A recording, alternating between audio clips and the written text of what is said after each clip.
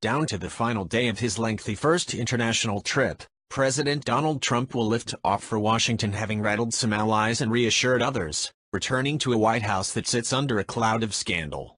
Trump arrived Saturday for the second day of the G7 summit in Sicily, bringing to an end a 9-day trip that started in Saudi Arabia and Israel before moving on to 3 European stops.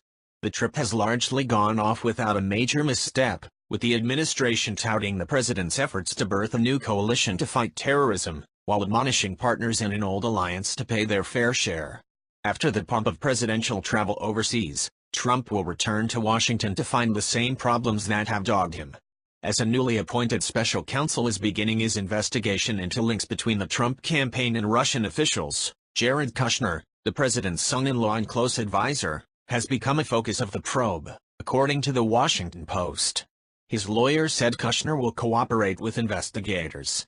James Comey, the former FBI director leading the Russian probe until Trump abruptly fired him, is still expected to testify before Congress about the memos he kept on conversations with the president that involved the investigation. The search for a new FBI director continues, and Trump's policy agenda had run into problems. The GOP healthcare bill that passed the House faces uncertain prospects in the Senate, after a Congressional Budget Office analysis that it would leave 23 million more Americans uninsured by 2026. The president's budget was widely criticized for deep cuts to safety net programs. And some are starting to question the chances for tax reform. Trump will break with presidential precedent by not holding at least one lengthy question-and-answer session with the press while abroad.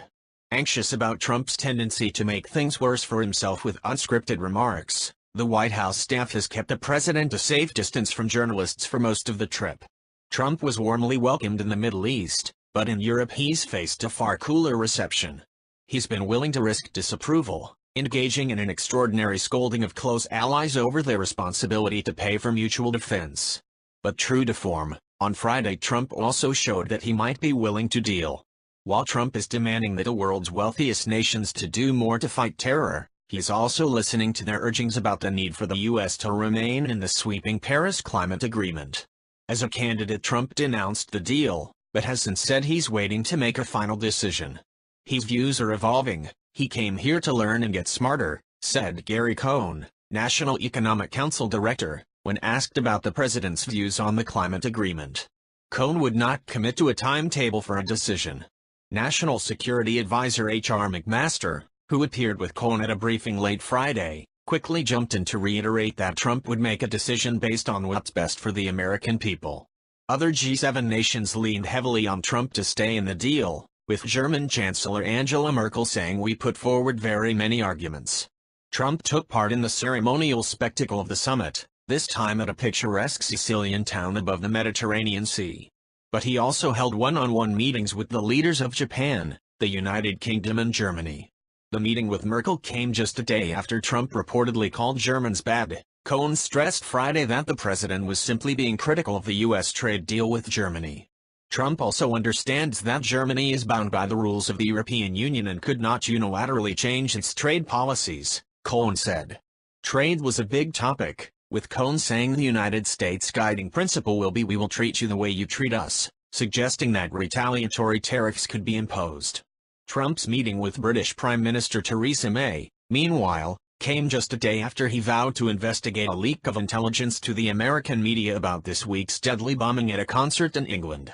The leak prompted Manchester police to stop sharing intelligence with the United States. The G7 summit began in the shadow of Trump's remarkable appearance at NATO, in which he chastised some of the most loyal U.S. allies for not paying their fair share to the alliance. He also refused to explicitly endorse the mutual defense agreement that has been activated only once, during the terrorist attacks of September 2001. While hectoring NATO, Trump tried to foster a better bond with Israel, a longtime ally, and with Saudi Arabia, a repressive regime that has a problematic record on human rights. If you like this video, please leave a like and subscribe.